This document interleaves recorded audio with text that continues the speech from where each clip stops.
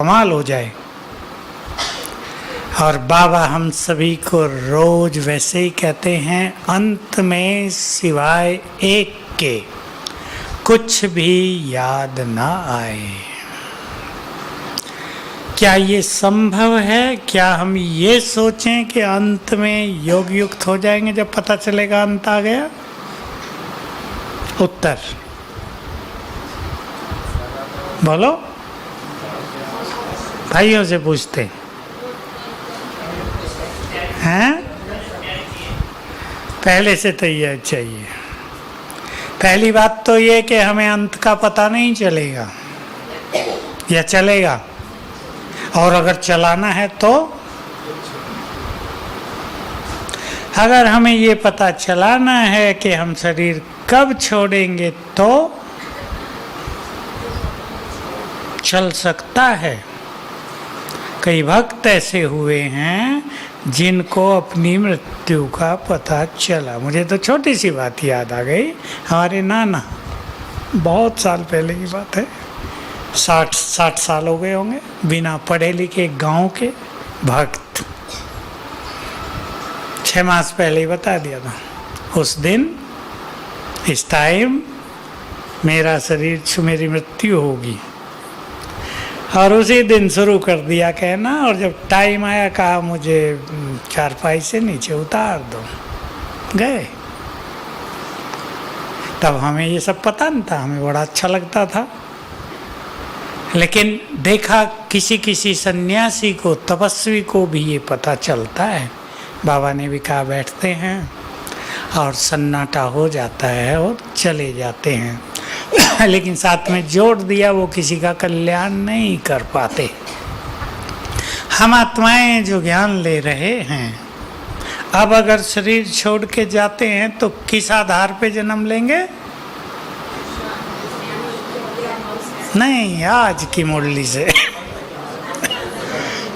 संस्कारों के आधार से सेवा लेगा बाबा हमसे। वैसे ही देखो, संस्कार के बारे में थोड़ा सा गहराई से सोचें। वैसे तो ये है कि जैसे हम कर्म करते हैं वैसे संस्कार बनते हैं। मोटी बात कोर्स में भी हम सबको सिखाते हैं। पर कर्म से पहले क्या होता है हमारे मन में? एक संकल्प होता है। तो जैसे संकल्प वैसे कर्म, वैसे संस्कार, और फिर संस्कारों के आधार से ही संकल्प। यही चक्र चलता है ना। तो अब हमारे संस्कार कैसे रहे, हम कल की बात पे भी आज थोड़ी चर्चा करेंगे, जिसमें बाबा का था वरदान में अपनी विशेषताओं को अपनी नेचर बनाओ। विशेषताएं तो हैं, इसको अपनी नेचर बनाओ। और अंत में हमें एक बाबा की याद आए, या हम स्मृति स्वरूप होकर शरीर छोड़ें। स्मृति स्वरूप होकर शरीर छोड़ें। क्या इसके लिए जरूरी है? क्योंकि जो स्मृति स्वरूप होकर शरीर छोड़ेंगे वो 1 सेकंड में सहज जाएंगे, और उन्हें ऐसा आभास होगा कि उन्हें लेने के लिए, बोलो, बाबा आ गए। और जिनको और कुछ याद होगा उन्हें ये आभास नहीं होगा। जो बहुत पापी हैं, विकारों में रत हैं, उन्हें होगा काले काले आ गए यमदूत लेने के लिए। और केवल यमदूत आ गए तो कोई भी आ जाए लेने के लिए, इससे क्या फर्क पड़ता है? ये भी तो कोई सोचता है, सोच सकता है। यमदूत को भेज दो या स्वयं भगवान आ जाए, हमें तो जाने से काम। लेकिन यमदूत जब आएंगे तो बहुत सजाएं मिलेंगी, और देह से बाहर निकलना अति कष्टकारक होगा। और जब बाबा आएगा, बाबा की उपस्थिति माना हमारी स्थिति महान। हमारे सामने बाप दादा आकर खड़े हो जाएं तो हमारी स्थिति कैसी होगी? परम आनंदकारी। बाकी सब संकल्प आप एक खत्म हो जाएंगे उसके आते ही, और हम सहज ऊपर जाएंगे, कोई कष्ट नहीं होगा। तो बाबा जो कहते हैं मैं तुम सबको ले जाऊंगा, कई लोग सोचते हैं बाबा सबको इकट्ठा करेगा और कहेगा चलो अब मेरे साथ, झुंड मच्छरों की तरह सब आत्माएं बाबा के साथ चली जाएंगी। ऐसा नहीं। जो अच्छी स्थिति वाले हैं उन्हें आभास होगा कि बाबा के साथ जा रहे हैं। यहाँ से वहाँ जाने में कितनी देर लगेगी? तो देखेगा कौन किसको, झुंड जा रहा है या हम अकेले जा रहे हैं, इसका पता चलेगा। तो ये फीलिंग है कि हम बाबा के साथ जाएं। अब इस पे हम चर्चा करेंगे। अंत में ये सब कौन कर पाएंगे? बोलो। इससे पहले हमें अपनी विशेषताओं को अपनी नेचर बनाना है। जैसे किसी की कमजोरियां उसकी नेचर बनी रहती हैं। कौन सा उदाहरण दिया जाएगा? कौन सी कमजोरी बहुतों की नेचर बन गई है? क्रोध। जिसको क्रोध आता है तो बिना सोचे समझे आ जाता है, बता के नहीं आता, आता ही रहता है, क्योंकि वो नेचर बन गई है। जो सरल स्वभाव वाले हैं वो हर बात में सहज रूप से कार्य करते रहेंगे। जो धैर्यवान हैं वो धैर्य चित्त होकर कार्यों में लगे रहेंगे। और जिनको जल्दीबाजी करने का संस्कार है वो क्या करते हैं? उनकी नेचर कैसी होती है? बोलो ना, तो उत्तर तो मैं दे दिया। बहुत जल्दी करने की, कुछ बिगाड़ेंगे, कुछ सुधारेंगे, कुछ तोड़ेंगे, फटाफट काम कर देंगे। हम अपनी कुछ विशेषताओं पे ध्यान दें जिनको हमें अपनी नेचर बनाना है। सबसे बड़ी विशेषता कौन सी हमारी?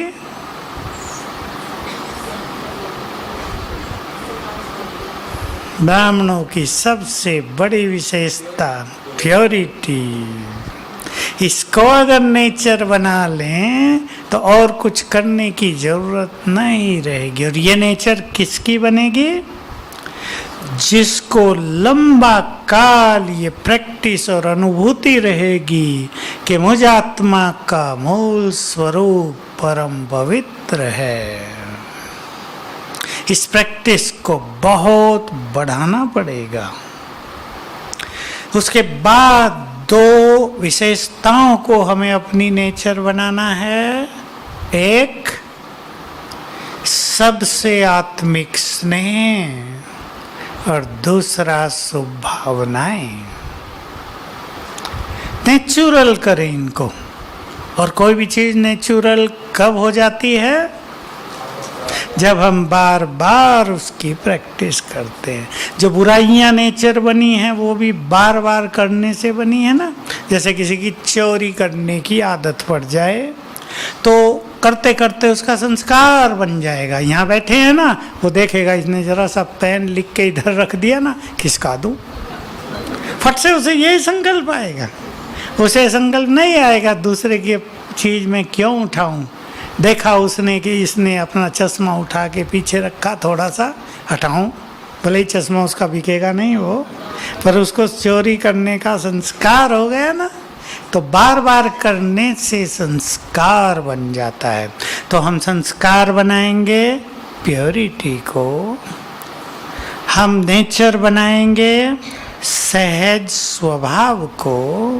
हमें नेचर बनाना है सबके लिए आत्मिक प्रेम और शुभ भावनाओं को। हमें नेचर बनाना है अंतर्मुखता को। हमें नेचर बनाना है कि व्यर्थ में हमारी कोई रुचि ना हो। जैसे किसी किसी की नेचर बन जाती है, टाइम मिला और क्या करेंगे आजकल? बहुतों की नेचर बन गई है, टाइम मिला फटाफट देखेंगे क्या क्या मैसेज आए, व्हाट्सएप पे क्या क्या आया है, किसने क्या भेजा है, उसका रिएक्शन होगा,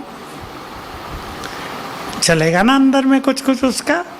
तो ये बहुतों का संस्कार बन गया। अभी भी एक दादाजी अपने पोतरे को लेकर आए अभी अभी यहाँ आने से पहले कुछ देर, ये इसकी पढ़ने में कोई रुचि नहीं। मैंने दादाजी को कहा आप जाओ, मैं इससे बात करूँगा। मैं घूम रहा था, मैंने कहा बोलो किसमें कितने नंबर आए? 7वीं क्लास किया अभी 40 आए हैं, 40%। दादा समझ रहे थे इसका IQ माना बुद्धि बहुत तेज है। चेक कराई हॉस्पिटल में इसकी बुद्धि कितनी है, IQ कहते हैं उसे। कहा 85% है। मैंने उसे कहा ये साइंस के साधन कोई सच्ची बात बताएंगे क्या तुम्हें? ये झूठा है। बेचारे के 40% आते हैं, उसकी 85% एक IQ होगी क्या? है ही नहीं, 40-45 ही होगी। इसकी बुद्धि का लेवल कमज़ोर है, इसलिए इस पर पढ़ाई का दबाव न डालो। कहा हम इसे कह रहे हैं 10वीं तक तो पढ़ लो। मैंने कहा पढ़ तो लेगा, ये पढ़ाएंगे 40% ही। फिर मैंने उसको कुछ विधि सिखाई तो बच्चे से मैंने अलग से पूछा किसमें तुम्हें सबसे ज़्यादा मज़ा आता है? वही उत्तर, किसमें? मोबाइल में। तो हम माताओं ने भी बच्चों को मोबाइल दे दिया होता है जन्म से ही। तुम्हारे पास भी है देखो, बड़ा छोटा, बड़े वाला? अच्छा ये आपका है, छोटा दिया। आजकल तो माताएं अपनी जान बचाने के लिए बच्चों से खिलौने पहले दे देती थी ना, अभी बड़ा मोबाइल दे देती हैं, खेलते रहो। अब बच्चे सीख गए हैं सब कुछ उसमें, गेम्स ये वो कार्टून, तो क्या नुकसान हो रहा है? इसलिए इस कल्चर को हम कहते हैं मोबाइल कल्चर। ये जो आधुनिक कल्चर शुरू हुई है 10 साल से, तुम्हारे पास भी है? नहीं, ये मोबाइल कल्चर है।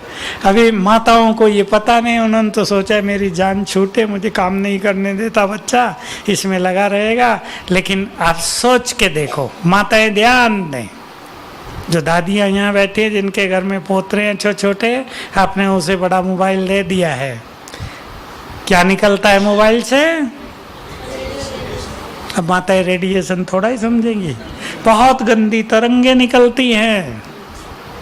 एक सच्ची घटना सुना देता हूँ। रिसर्च, खोज, जापान के वैज्ञानिकों ने खोज की, टेबल पर मोबाइल रख दिया ऑन करके, ऐसे ही वजह से रखते हैं, चारों तरफ अंडे रख दिए रात को।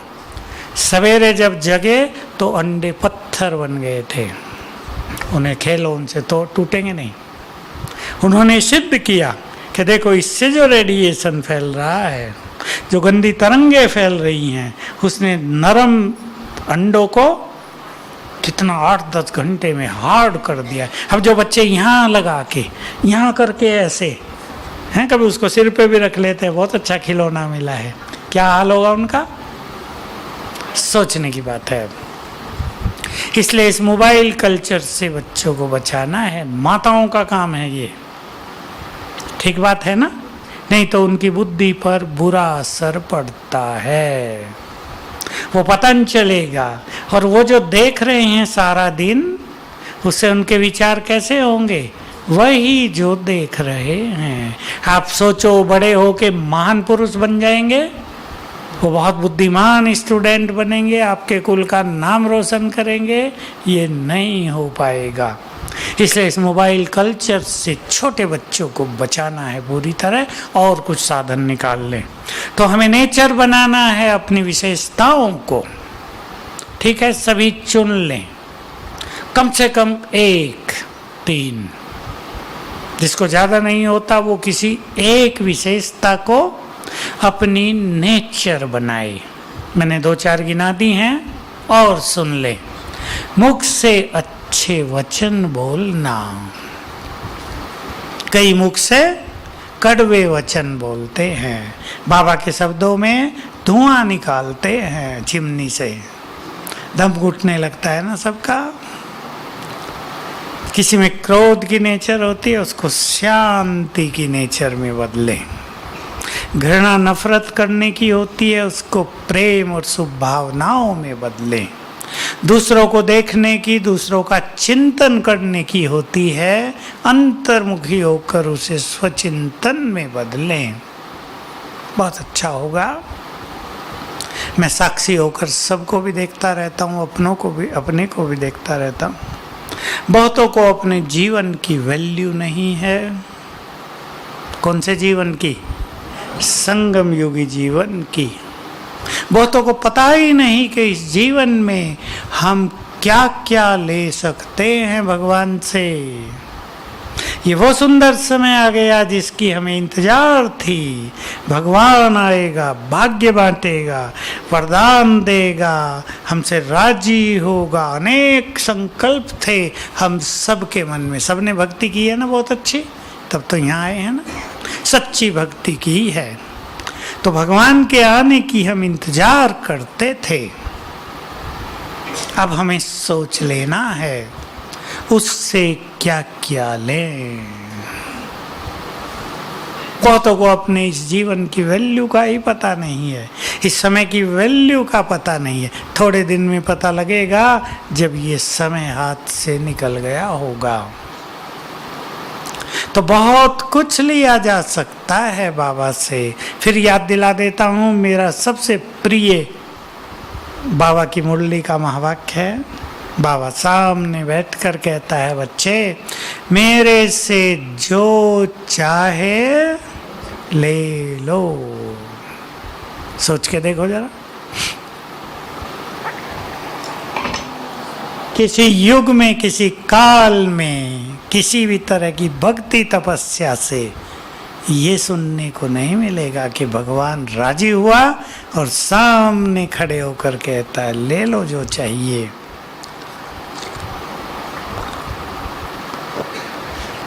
संकल्प करेंगे अब क्या लेना है। आज चिंतन करना क्या लेना है, या उलझे उलझे ही रह जाना है। किसमें उलझे हैं लोग? संबंधों में, चिंताओं में, संबंधों में उलझने बढ़ती जा रही हैं दुनिया में। माताएं आती हैं, मेरा भाई बहुत होशियार स्टूडेंट, एक बता रही थी मुझे, उसने आईटी कंपटीशन दिया, पहले में ही सफल। उसने एनडीए का दिया, उसमें ही सफल, 4 गिनाए उसने। अब आईआईटी में है लेकिन अफीम खाने लगा है। कैसे बचाऊं उसको? पति मेरा नशे में रहने लगा है। मैंने कहा पैसा बहुत है? हाँ बहुत है। तो क्या करे? मैंने कहा वो पैसे को बेचारा रोटी बना के थोड़ा ही खाएगा नोटों की। पैसे की अति भी ये नुकसान करती है ना।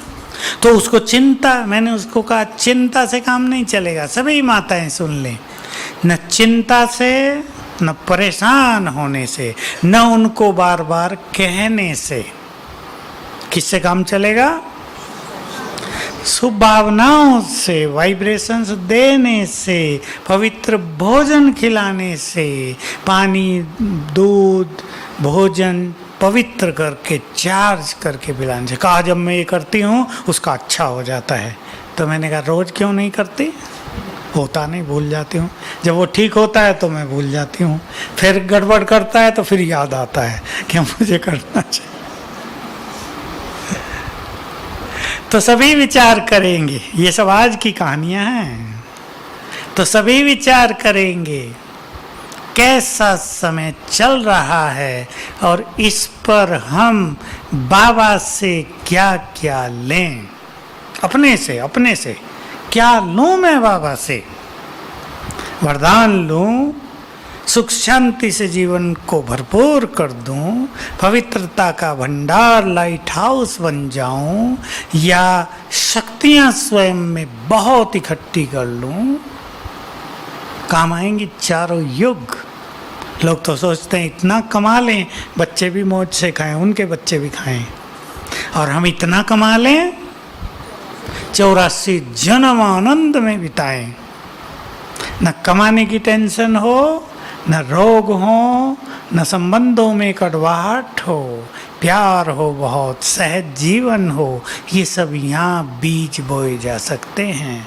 द्वापर कलयुग के बीज भी यहीं बोए जाते हैं। प्रारब्ध 2 युग में खत्म हो जाएगी, लेकिन संस्कार पिछले 2 युग में भी चलते रहेंगे। जैसे आज बाबा ने कहा ना, स्लोगन क्या था? अपने श्रेष्ठ कर्म पुण्य कर्म इतने बढ़ा दो तो क्या होगा? नेचुरल है, जो पाप कर्म है वो फीके पड़ जाएंगे, ढीले पड़ जाएंगे, फिर उनको योग बल से नष्ट करना सहज हो जाएगा। देखिए ये गति भी सबको ध्यान देनी है। किसी के पाप बहुत ज़्यादा हैं, सूक्ष्म स्थूल, उसका योग लगता नहीं, तो उसका तरीका ही है वो पुण्य करें, यज्ञ सेवा करें, दूसरों को सुख दें, तो ये पुण्यों के प्रभाव से पाप का जो दबाव है आत्मा पर वो हल्का पड़ेगा, योग लगेगा, विकर्म विनाश करना सरल हो जाएगा। तो सभी चिंतन करेंगे। अब अंत में हम श्रेष्ठ स्मृति स्वरूप रहें, एक के सिवाय और कुछ भी याद ना आए। गहरा विषय है, बहुत गहरा, मुरलियों में सब आया है, वो हम बताएंगे तो आप कहेंगे फिर हमें ये करने की क्या जरूरत है, लेकिन हमें करना है।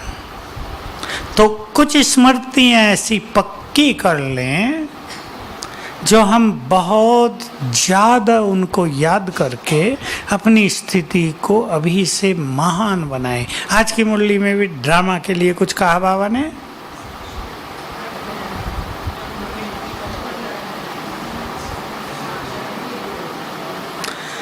कल कहा था तुम कल्याणकारी बाप के बच्चे हो, तुम किसी का कल्याण कर ही नहीं सकते।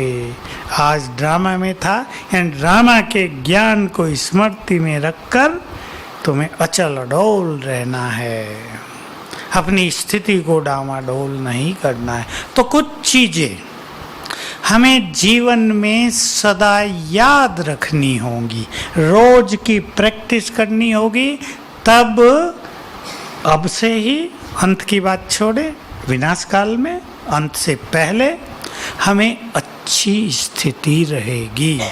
तो ऐसी हम 5 बातें आज निकाल लें जिन्हें हमें याद रखना है, तो हम चिंताओं से मुक्त रहें और अंत में भी वो हमारी नेचर बनकर हमें अच्छी स्थिति में ले चले। कम से कम ये तो याद रहे कि ये देह छोड़ा और मैं देवी या देवता बना। चलो श्री कृष्ण तो एक ही बनेगा, पर श्री कृष्ण जैसे हम बन जाएंगे ये हमें याद रह जाए, क्योंकि अंत में वही याद रहता है। अब मान लो किसी का किसी से मोह है, अब क्या होगा अंत से पहले? उसके उस मोह की परीक्षा होगी, ऐसे मोह साथ नहीं जाएगा। अब मान लो एक दादी का अपने पोतरे से मोह है, अब पोतरा बड़े कष्ट में है, अब पोतरे से ज़्यादा कष्ट किसको होगा? दादी को होगा। अब मान लो वही उसका अंतिम समय आ रहा है, तो वो उस कष्ट से बाहर नहीं आ पाएगी, चाहे कितनी भी कोशिश कर ले। वो इतना भारी पड़ जाएगा मन पर, इतना दबाव डाल देगा कि उसके अलावा कुछ याद नहीं आएगा। और एक चीज होनी है जो शुरू हो गई है और अंत में बड़े प्रबल रूप से वो काम करेगी, कि जिसके अंदर जो भी संस्कार दबे हुए हैं वो बाहर, और वो उनको बहुत दुखी कर देंगे। क्रोध का संस्कार दबा हुआ है तो अंदर ही अंदर क्रोध आता रहेगा, कोई होगा नहीं जिस पे क्रोध करें, तो और नहीं तो जो गिलास पड़े उनको उठा के फेंकने लगेंगे, हॉस्पिटल में होंगे उनके इंस्ट्रूमेंट्स को तोड़ने लगेंगे, गुस्सा आने लगेगा बहुत ज़्यादा। जिसमें अपवित्रता बहुत होगी, उनके बिना मतलब के व्यर्थ संकल्प चलने लगेंगे, वो उनको रोक नहीं पाएंगे। जिसमें लोभ बहुत होगा, पैसे इधर उधर रखे हैं, अब याद आएंगे अंत में, अरे वहाँ पैसे पड़े तो किसी को बताया ही नहीं, बैंक में ये खाता है तो किसी को पता ही नहीं, मेरे लॉकर में ये माल है किसी को बताया ही नहीं मैंने। वो इतना प्रबल हो जाएगा कि वो मानस पटल पर छाया रहेगा। इसलिए हमें पक्का कर देना है कि अभी से हमें क्या क्या याद करना है। अब 5 बातें निकालेंगे, आप सब सुनाएंगे, उनमें से 5 चुनेंगे। बोलो। हाँ, ये अलग चीज है जो हमारे अच्छे संस्कारों का निर्माण करें और हमें चिंताओं से, बोझ से मुक्त रखे। एक प्रैक्टिस बाबा का आह्वान और बाबा को हर चीज समर्पित करना। बहुत अच्छे अनुभव करेंगे सभी। मैं भी इसकी बहुत प्रैक्टिस करता हूँ। बाबा का आह्वान और उसको समर्पित कर देना। मैंने पहले भी यहाँ क्लास में एक बात कही थी, तब से मेरे भी ख्याल में ज़्यादा आ गई है वो, और मैं उसको ज़्यादा रखता हूँ कि हम अपनी किसी भी चीज़ की प्लानिंग बाबा को सौंप दें। मान लो हमें कोई बीमारी है और हम बहुत उधेड़ बुन में हैं और नहीं ठीक हो रही है, तो हम बाबा से बात करें, तुम सुप्रीम सर्जन हो, अब मेरी बीमारी को ठीक करने का प्लान तुम बनाओ। बनाएगा या नहीं? उसका हमसे प्यार ही इतना है कि वो बनाएगा। आपके जीवन में कोई समस्या है, अब बाबा को याद करो, उसका आह्वान करो और समर्पित करो उसको। मुझे इससे मुक्त करने का प्लान आप बनाओ। पसंद है? नेचर बनाएंगे इसको अभी से। बाबा का आह्वान, उस पे समर्पित करना। एक बहुत अच्छी प्रैक्टिस अभी संडे की मुरली से त्याग की पहला पाठ पढ़ाया त्याग का बाबा ने। 7 चलेंगे शायद, क्योंकि जबकि ये मुरली हैं वो 7 दिन का कोर्स था बाबा का। 7 मुरलियाँ चली थी त्याग पर, ये पहली थी। उसमें जो सबसे प्रिय बात मुझे लगी वो आपके सामने है। बाबा को हमने कह दिया ये तन तेरा, कह दिया सभी ने। ब्रह्मा बाबा का उदाहरण दिया था बाबा ने, जैसे ब्रह्मा बाबा को याद रहता है ये तन तुम्हारा है, मैंने तुम्हें लोन पर दे दिया है। हमने भी अपना तन बाबा को दे दिया है। तन तेरा पर आंखें मेरी,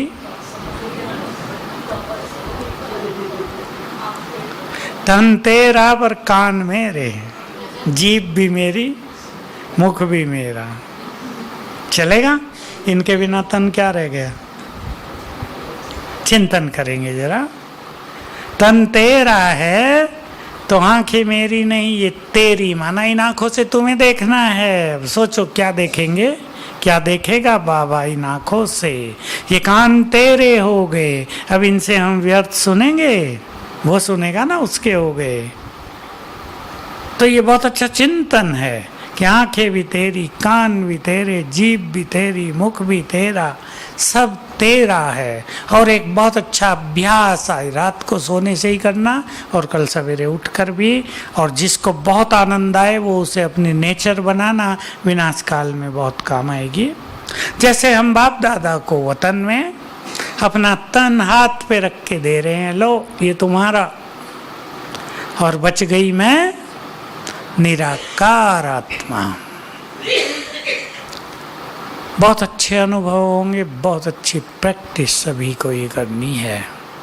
तन तुम्हारा, जैसे तन यहाँ से निकल के और जा रहा है बाबा की ओर, जाओ बाबा के पास, बच गई मैं निराकार आत्मा।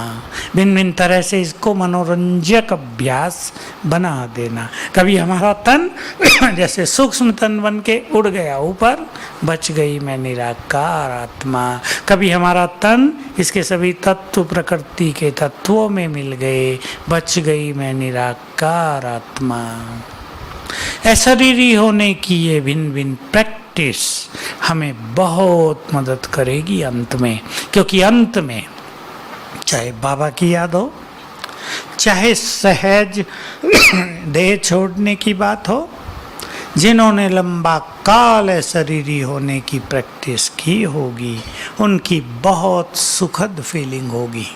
तीसरी बात, इस खेल को साक्षी होकर देखना। वही ड्रामा का ज्ञान बिल्कुल स्मृति में रहे। ड्रामा की कुछ बातें आप पक्की कर लो। जैसे ब्रह्मा बाबा को पक्की थी, कोई बात होती थी नथिंग न्यू, ये तो कल पहले भी हुआ था। ऐसी 2 3 4 5 बात आप पक्की करें ड्रामा की, हम सबको पक्की करनी है। चुन लें आप अपनी अपनी बातें। ये खेल चल रहा है, हम मान लो विनाश होगा हमारे सामने, एक दिन में नहीं होगा, रोज होता रहेगा। तो हमें यदि ये प्रैक्टिस होगी कि वही हो रहा है जो कल पहले हुआ था, यदि हमें ये याद होगा कि महाविनाश का समय आ गया है, सब कुछ छोड़कर घर वापस जाना है, यदि हमें ड्रामा की ये बात याद रही कि यहाँ सब के हिसाब किताब थे, वो अब अंत में चुकतू होकर सब वापस जाएंगे, तो हम बहुत हल्के रहेंगे। हमारे किसी व्यक्ति के लिए बहुत खराब हो रहा है, वो कष्टों में है, हम उसे मदद तो करें, लेकिन उसके कष्टों का जिम्मेदार वो स्वयं है। उसको भी कुछ करना चाहिए, हम उसे मदद करेंगे अच्छे वाइब्रेशंस देने की। तो साक्षी होकर खेल को देखना, इसकी बहुत अच्छी प्रैक्टिस करते रहें। ड्रामा के ज्ञान को यूज करके जो हो रहा है वही सत्य है। बहुत अच्छी बात है ये बाबा की, मेरी तो बहुत प्रिय बात है। बहुत सालों से मुझे ये ख्याल में है जो कुछ हो रहा है वही सत्य है। परफेक्ट है ड्रामा, एक्यूरेट बना हुआ है, इसमें कुछ भी ऊपर नीचे नहीं है। हमारी दृष्टि भले ही कहे कि ये तो गलत हो रहा है, पर वो हमारी दृष्टि का दोष है, इसमें सब कुछ अच्छा हो रहा है। चौथी बात, अब चलो आगे और क्या याद रखेंगे। बहुत अच्छी प्रैक्टिस हमें करनी चाहिए जो हमारी नेचर बन जाए और अंत में नेचुरल रूप से हमारे काम आए, सामने आए। 5 स्वरूपों का अभ्यास, आप इसे योग का आधार बना दें। बहुत ही सुंदर अनुभव हैं इसके। मालूम है सभी बहनों को 5 स्वरूप कौन से हैं? पहला अनादि आत्मा, दूसरा देवता आदि, तीसरा पूज्य, चौथा, 5वां फरिश्ता। पहले ऐसे ही केवल 5 याद कर जाया करो, दूसरी बार में मैं ये हूँ। इस टाइम करेंगे ना, शाम को 6 7 8, ये टाइम बहुत अच्छे होते हैं क्योंकि हमारी जो बुद्धि है वो बहुत एक्टिव रहती है। सवेरे बहुतों के साथ क्या होता है कि बुद्धि शांत, कुछ सोचती नहीं, इसलिए बहुत अच्छे अनुभव नहीं होते। क्योंकि बुद्धि को बहुत अच्छा चिंतन आवश्यक है योग अभ्यास के लिए। तो दूसरी बार स्वीकार करेंगे मैं फरिश्ता हूँ, और तीसरी बार में अपने एक एक स्वरूप को सामने लाएंगे। ये मेरा स्वरूप है, ये मैं हूँ, मुझे ये बनना है। फिर चौथा 5वां ऐसे ही टाइम बढ़ाते जाएंगे। 5 मिनट में कर सकते हैं 5 बार, तो बुद्धि बहुत स्थिर हो जाएगी और तब योग का आनंद आएगा और अंत में ये बहुत काम आएगा।